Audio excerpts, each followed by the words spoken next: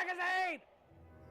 Hey everyone, and we are back in Star Wars Battlefront 2 for some more Starfighter Assault tips, and this time we are going to take on the brand new map D'Qar, and we're going to show you all the objectives, some of the things that we've found useful playing the map, and how to get as many battle points as you can. So we're going to jump into the action now and talk you through all of the things that we have learned. So number one, the first objective is to destroy the field generators before activation. So these are essentially marked on the map and they're fairly easy to recognize.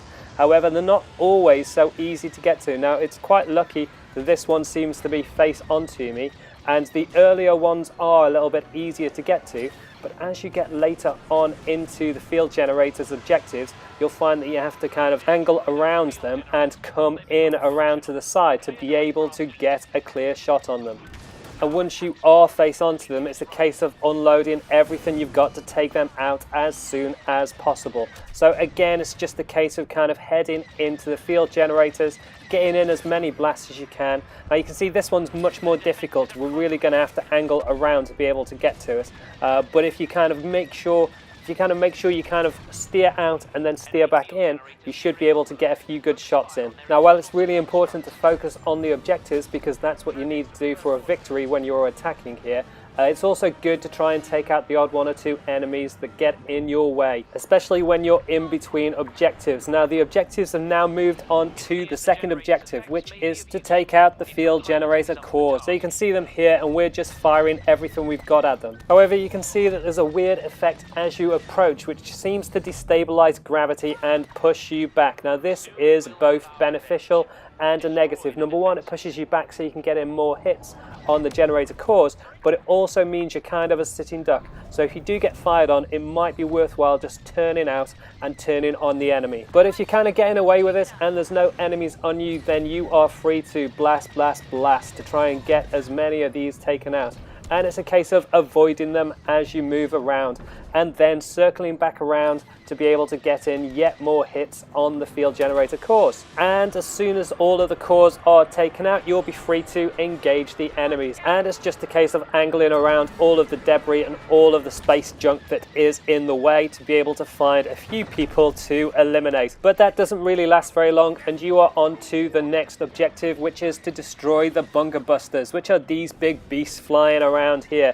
And you've got lots and lots of targets to go after, especially the rear thrusters, which present a really good big target to go for. And as soon as you're on point, just unload everything that you've got until you've got nothing more, and then it might be a good idea to kind of circle around, try and find any enemies that are behind you, and then come back around onto the bunker busters for another pass. The kind of weird gravitational effects that you're seeing here in D'Qar affect you again in this round of objectives, so they can both be helpful and push you back to give you free hits on the bunker busters, but they can also leave you hanging as easy pickings for the enemies. So if you do get stuck in one like this, it's a case of turning around, facing back into the bunker buster and getting in your attacks.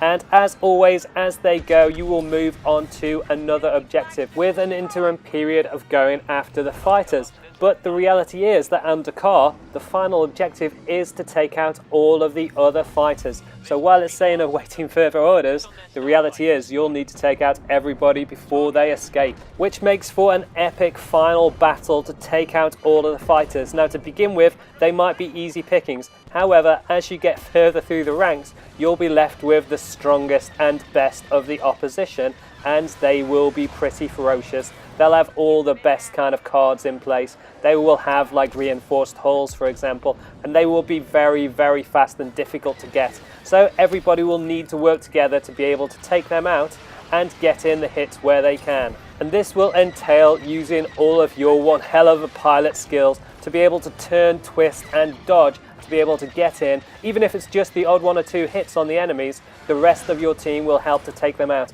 Now you can see we've whittled it down to 5 and we're about to win this battle. So it's very close right at the end with the best of the best starfighters out here.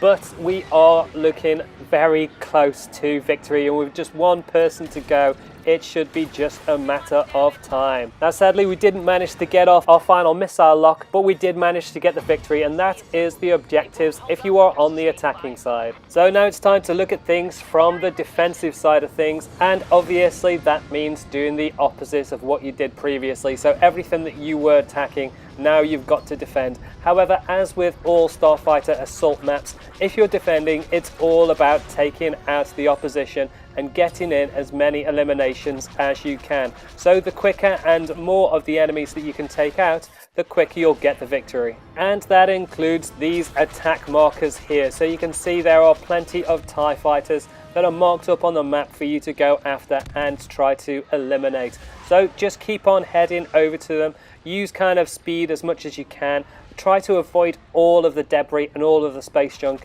and keep hunting down and taking down the enemies. To begin with, they will be flying around and trying to attack the field generators before they move on to the field generator cores. So it's just a case of flying around those areas and picking off the enemy as they kind of go in for their attack. Like this big wave of TIE fighters that are all bunched up together, making an excellent target for you to go after and try to take out. And you're looking to try and take out as many of those as you can, whether it's kill assists or full-on eliminations. One thing that you need to be careful of though is not to forget about all of the debris that is around you. So make sure you go around everything first to avoid losing any unnecessary time by getting eliminated yourself. Now, make sure you try to get enemies that are far away. It's incredible how many enemies you can get from far away if you just kind of fire at them. So make sure you don't worry too much about the distance if you think they're close enough to be able to be attacked. But you can see from the numbers that there is very little chance of actually taking out all of the enemy in this first phase of objectives. So it's mostly just about racking up the battle points by getting in eliminations as much as you can. And this means using all of your ship's capabilities to be able to get in the hits. So whether it's your torpedoes or whether it's rapid blasters or just simply your primary weapons, make sure you use everything to try to take out as many of the enemies as you can. And a good way of doing that is following behind an attack formation. So here you can see there are 3 ships for me to go after, and it's simply a case of following through all the tunnels, getting in the hits as much as possible and taking out the TIE fighters. But you can see the field generators were down to 1% there, so inevitably they moved on to the next objective, which is to protect the field generator cores, which essentially means attacking them much in the same way that you've been doing for the shield generators, but with the difference that you've now got the gravity to deal with as you attack their ranks.